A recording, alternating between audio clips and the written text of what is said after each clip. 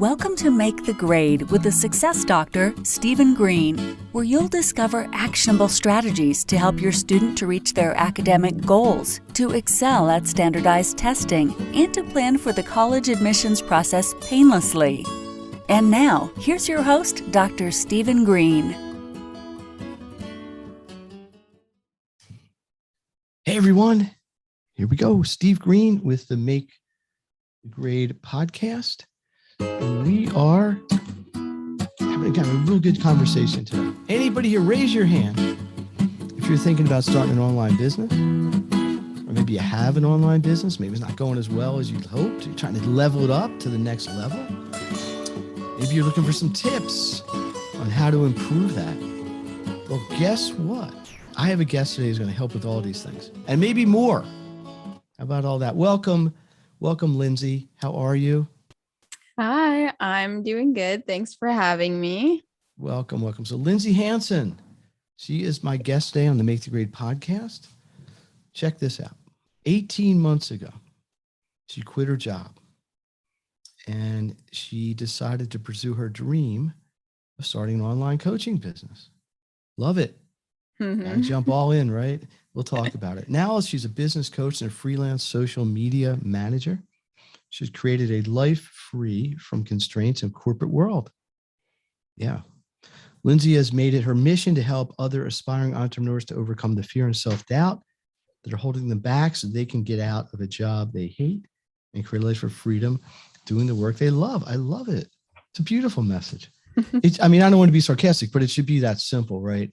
Yes. The problem a lot of people have is, you get a house, you get some kids, you get a dog, you get a car payment, all of a sudden, the job looks pretty good, at least from the money side, even if you don't love the work environment or the people or even what you're doing. There's all kinds of metaphors for that. But expand on your story a little bit. So you went, I'm going to assume you went to high school, went to college, whatever, got into some sort of corporate track. You can pick up wherever you want. So what made you make this pretty big decision to get out of, for lack of a better way to describe, like kind of a secure situation into something a little more volatile? Yeah. So I definitely went on the corporate track. I went to college. I majored in accounting. So I went to business school, did my 4 years, got my bachelor's degree. And then you make it sound like you were in prison. No, it's just the typical path that everyone goes down, and I actually stayed another 2 semesters to get my master's degree.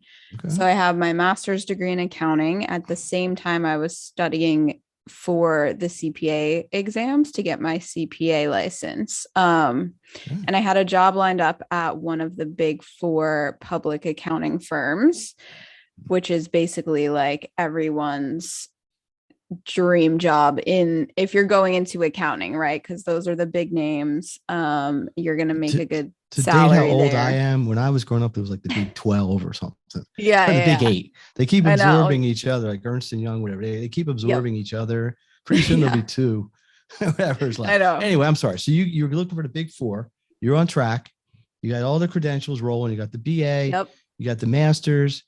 You're crushing it. And then, I did get my CPA license too. I actually passed all the exams and had that before I even started working. So then I started my job in July of 2017. And pretty much from day one, I was not happy there and really just realized that, it wasn't something that I was going to enjoy doing for the next 40 years or so of my life. I didn't find the work very fulfilling. I was doing tax returns basically. So it was really a lot of mundane work. And I think when I was going through school, it was almost like I was just going through the motions of like what was expected, because when you're 18 years old, I think it's very rare that you do know what you want to do for the rest of your life, but you're still in this position where you're expected to make that decision and choose a college major and a career path and run with it. And I don't think I had ever really stopped to realize this is something that I'm committing to going into for the rest of my career. And am I actually going to enjoy it? And I think the other piece of that is I thought it was normal to not enjoy what you do for a living. Like work is work. You get through the work day and then hopefully enjoy the hours you have left for your own left that you're awake. Personal life. Let's not minimize this. You probably went into a career. Yeah. You got like a partner track thing, right? Where it's expected you're going to work like 12 hours a day. It's sort of pay your dues. Or more like 16 hours a day. All right, so even worse. Okay. But I mean, look, it's not like it's minimum wage. I mean, it's not like you're working for $4 an hour here. So they take care of you, but at the same time, you're there, you're working pretty much every time you're awake. Mm-hmm. And so it's one of these sort of, how long do I got to pay my dues? Right? A little bit. Yeah. But, and the other part of it for me was just, I didn't enjoy the work that I was doing. And I knew that even if I moved into a different job within accounting that maybe didn't require so many hours, I still wasn't going to enjoy what I was doing at the end of the day. And that really started to bother me, I guess. And I just decided, like, I don't want this to be my life. I don't want to wake up and be miserable Monday through Friday, going to work every day for the next, 40 or however many years. At some point you had an epiphany, I suppose, or at least a gradual build up to some epiphany. I got a point. I can't do it anymore. So why coaching? Why don't you just, I don't know, become a waitress or a singer, or I don't know, work in a flower shop, or, anything else that maybe you would have actually liked. So why coaching?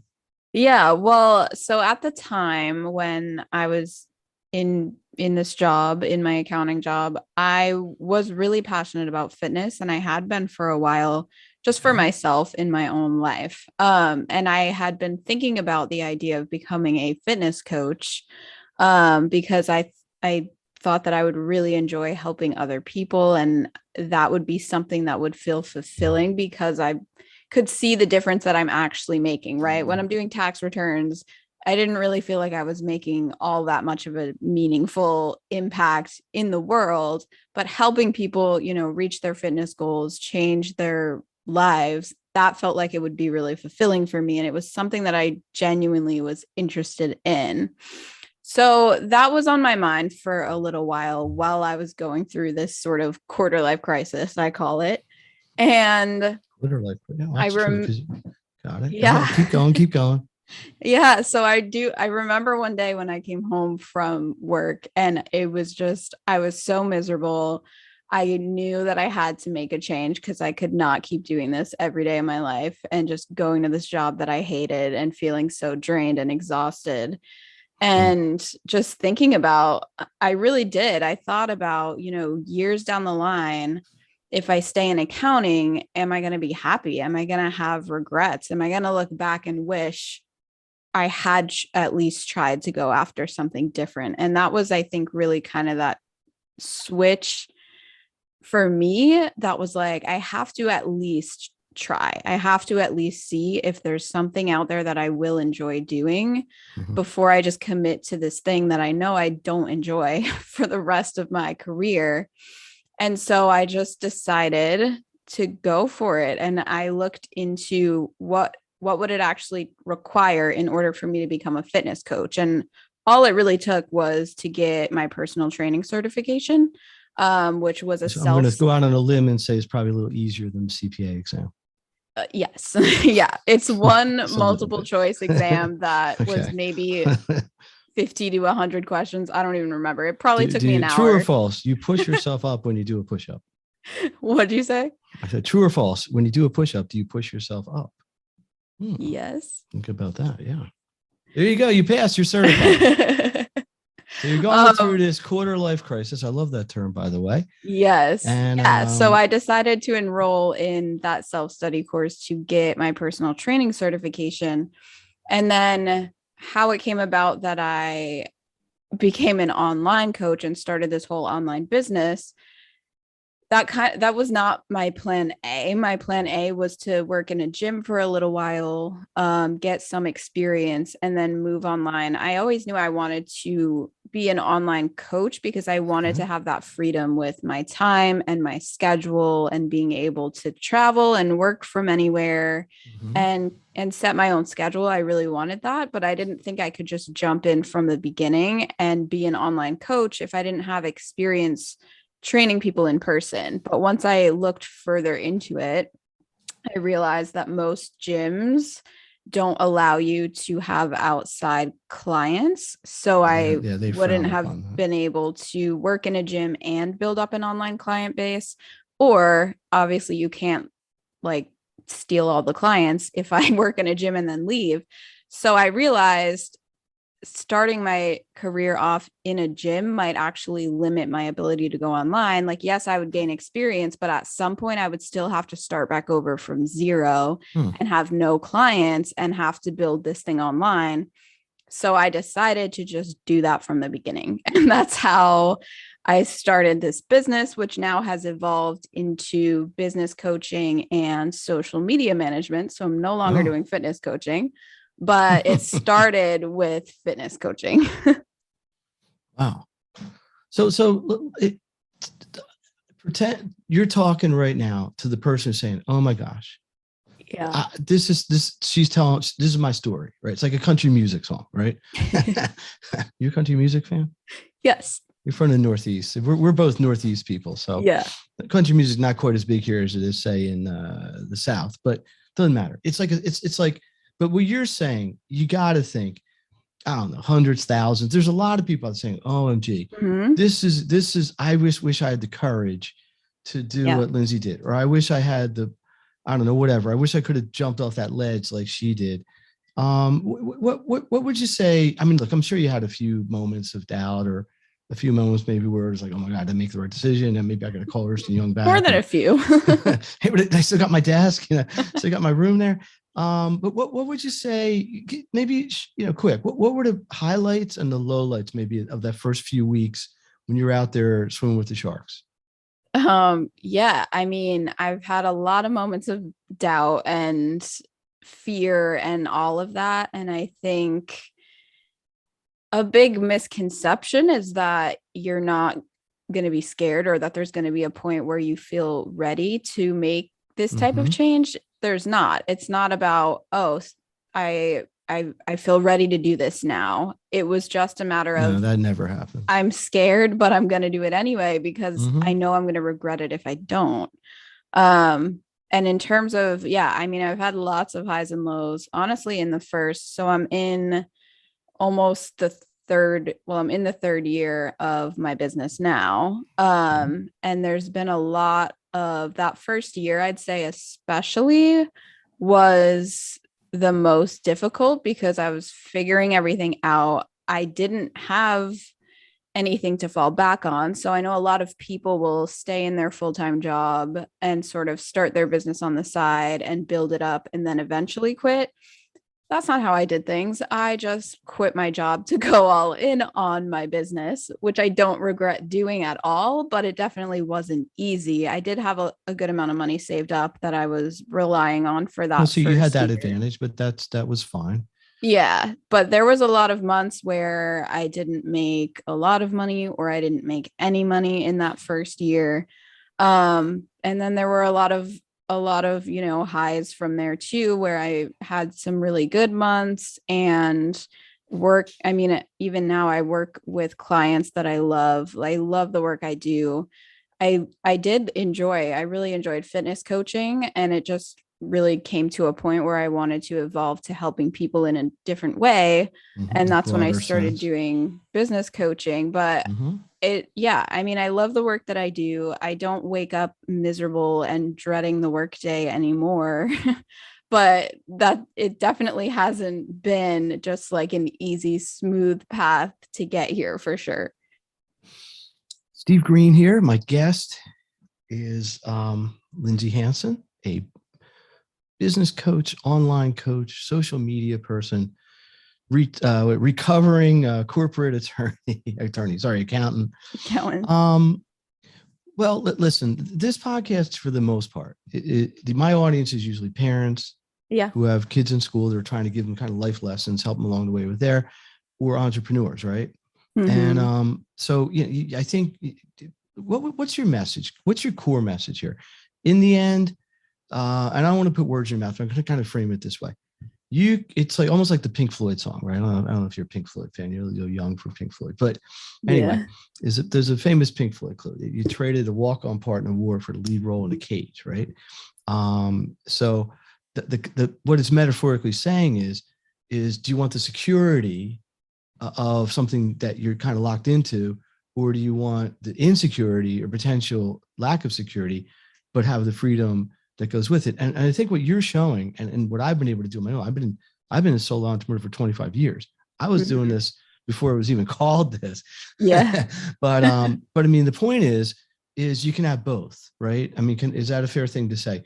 So how do you tell someone's going to motivate people? If you're one of these people that's saying, oh man, I wish I had the courage to do what Lindsay did, or I just, what am I going to teach? What am I going to coach? Why didn't anybody listen to me? What could you say to them to give them a positive motivation so that they, are maybe more prepared to take this step? Yeah. What I would say is you have a purpose here in this life on this planet, right? Okay. You're not here by accident.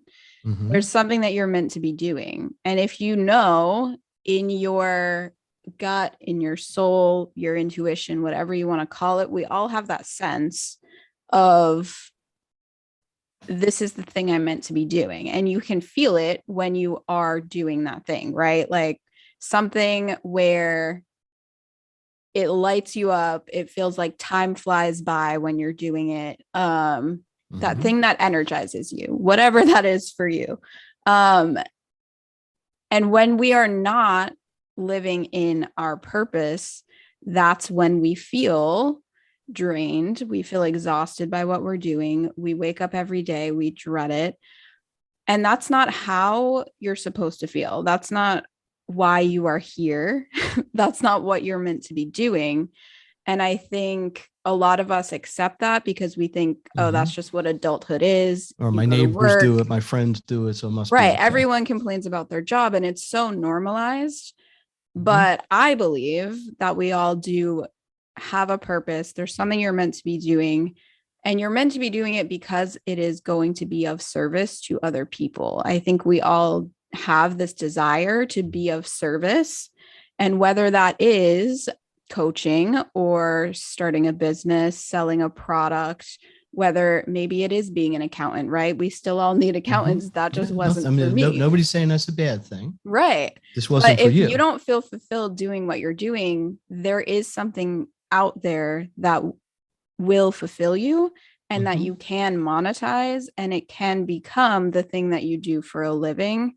And that's how you will create a life where you're doing what you love and you also have freedom. You have time freedom, maybe location freedom, where you can work from anywhere, and you don't have to sacrifice your happiness or sacrifice financial stability in order to feel that sense of fulfillment. There's always a way where you can make that happen, and it's just a matter of maybe looking outside of that traditional box that a lot of us are put in, or that we see as the only option, which is either going down this corporate path, going to college, getting a degree, getting that stable job. And I think especially now we're in 2021, almost 2022, the internet has opened up so many possibilities. That's for sure. That is, and I think in a lot of ways, our education system is a little bit outdated in terms of we're still put on this path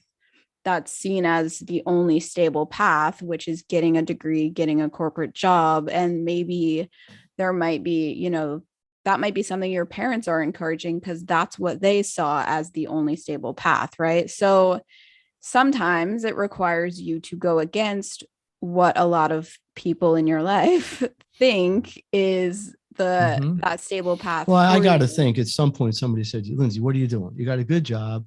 You got a career, you got a master's in accounting. Yeah, you want to teach people how to do push-ups. Yeah. I mean, I'm sure somebody had to say that to you that you might otherwise have thought was a good influence. I want to get into a couple things here. Briefly, this is good.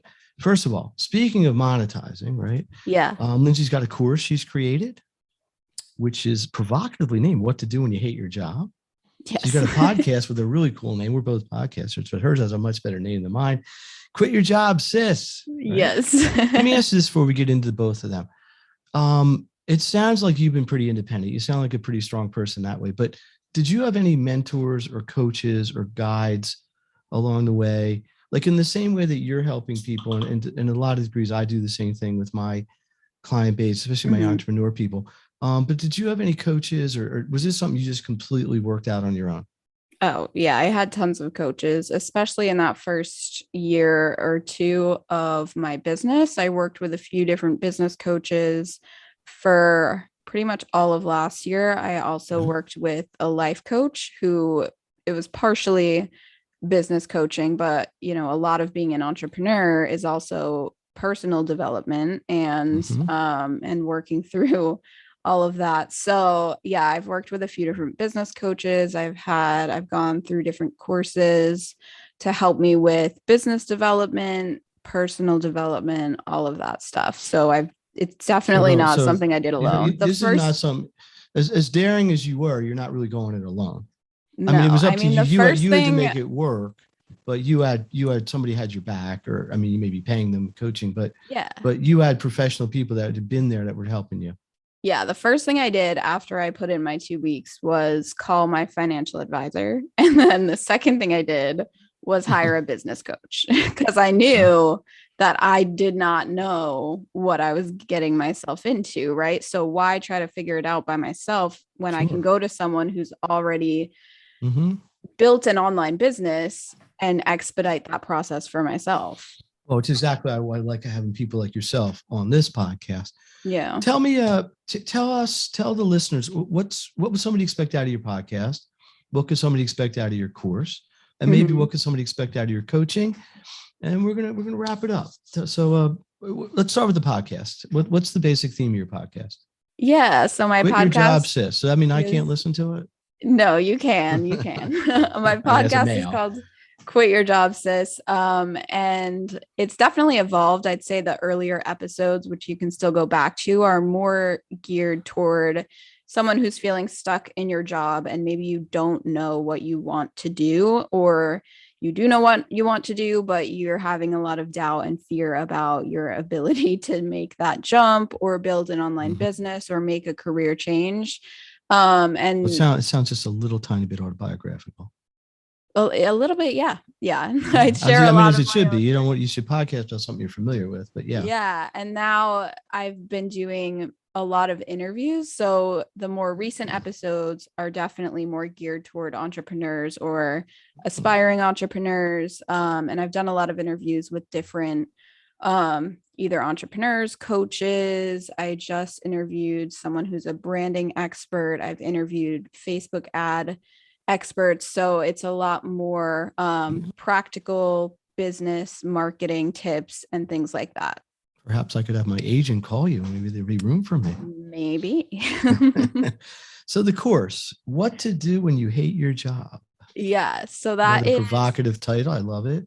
It's an audio course, actually. So similar to a podcast, and you can actually listen to the first episode for free. Technically, you can listen to the whole thing for free. So it's on a platform called Listenable.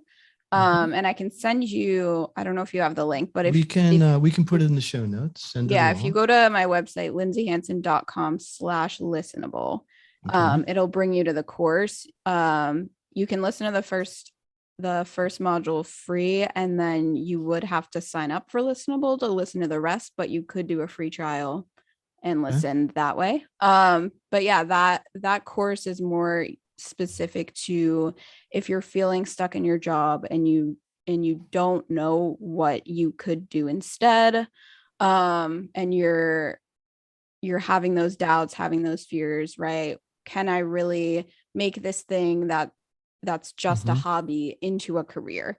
So it's really just a little bit of mindset, a little bit of practical exercises that I walk you through to help you realize, okay, what is it that I am passionate about?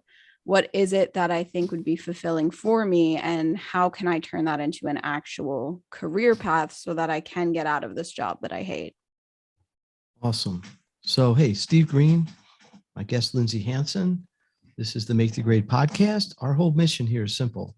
I want to give you actions you can take to accelerate yourself on your path to success, whether you're a parent, whether you're an entrepreneur.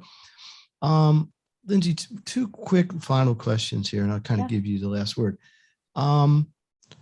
Is there anything specific? Like if you could narrow it down, somebody said, hey, look, one sentence, what have you really learned in your last 2.5, 3 years of your journey? Can you distill it down to that? I know it's a hard question, but yeah. You want to think about it? I'll ask you the other question. You can think about that one. Okay. What's the other question? What if this really kind of the same thing, but yeah. What would you say to the person? Because I got to think there are people out there who are saying, you know what? I relate to this so much. I don't like my job, but what else am I going to do? I don't really necessarily have a talent. Maybe if I even have a talent, it's not really marketable. I like to cook, but can I become a professional cook? Or I don't know. I like to exercise, but does that mean I can be a personal trainer? Or, monetizing something is a lot different than just being passionate about it. Right. I mean, that's a whole nother episode. Yeah. But, and I think that might be one of the bigger fears people got to overcome is the releasing the security to the unknown without really knowing what that's going to be, which is kind of definitely the unknown, but it's kind of even more unknown. But so that it's sort of a double pronged question. What would you say to the people who have that fear? They have a legit desire, but they don't really know what to do. And then, what's been maybe your one most enormous, tremendous, giantest, humongousest lesson that you've learned?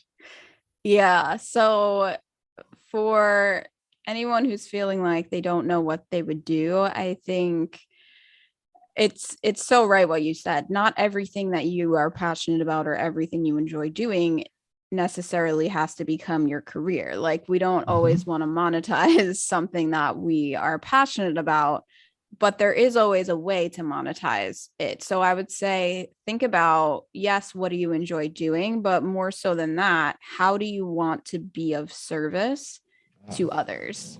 And that's really the link that turns a passion into a career or a business, right? I was passionate about fitness, but I also had this desire to help others reach their fitness goals. And so I would say, how do you want to be of service to others, right? Are you that friend that people always go to for advice? Do you really enjoy giving advice and giving guidance to people? Maybe coaching is a good path for you to look into, right? Or if you really do, like, you might really enjoy drawing or painting. Do you want that to also be your career? The answer might be yes or no. If you would love to create art for other people or sell your art or teach other people, like that's the other piece of it. I think thinking outside the box into how do you want to be of service to others doesn't necessarily mean, oh, if I like cooking, that means I have to open a restaurant. Right. You could teach other people how to cook, right? You don't necessarily have to sell your own food. I think there's an implication that being like an entrepreneur means you have to be completely on your own, right?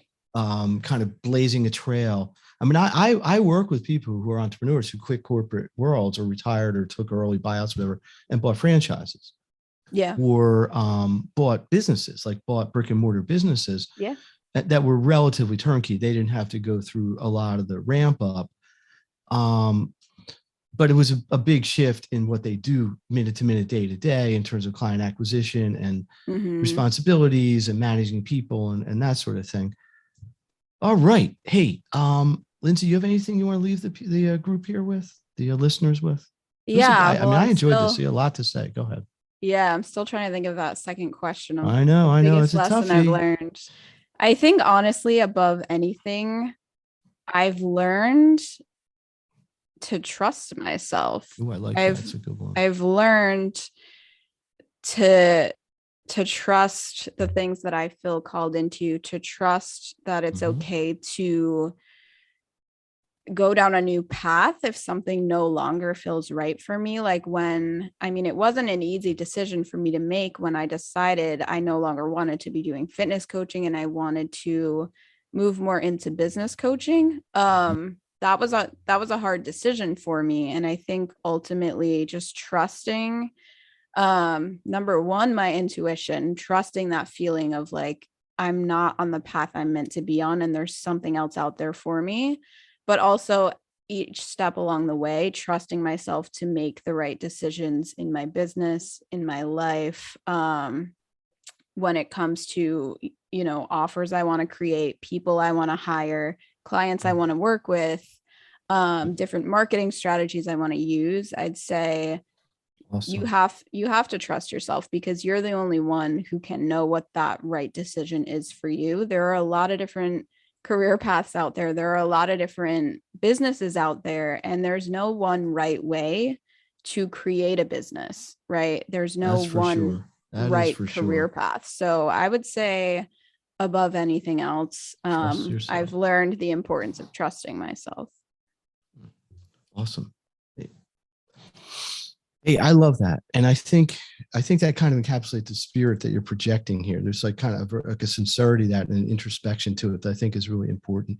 Mm-hmm. Lindsay, I really want to thank you for coming on the Make the Grade podcast. Got a lot of good guests coming up, and a lot of them kind of have the same theme of how did you get where you are? It's pretty interesting. If you follow this for the next 6 to 8 episodes, I think you're going to see that. Plus the cool stuff I do on my own. That's what everybody really waits for. That's about it. Steve Green, the Make the Grade podcast. Look for an episode. Listen, if you liked what you heard today, please share this. Get onto Lindsay's site, lindsayhanson.com, right?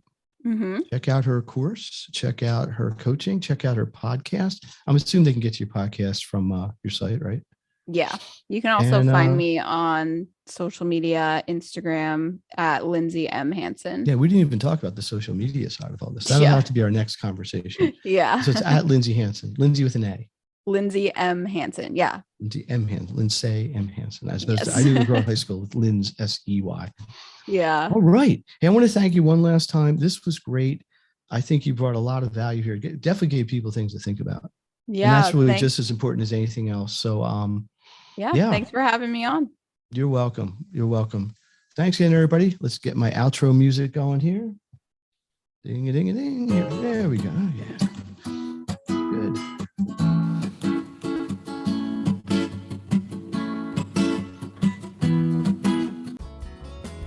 You've been listening to Make the Grade with the Success Doctor, Stephen Green. If you enjoyed this episode, be sure to subscribe. For more resources and support, please visit makethegrade.net.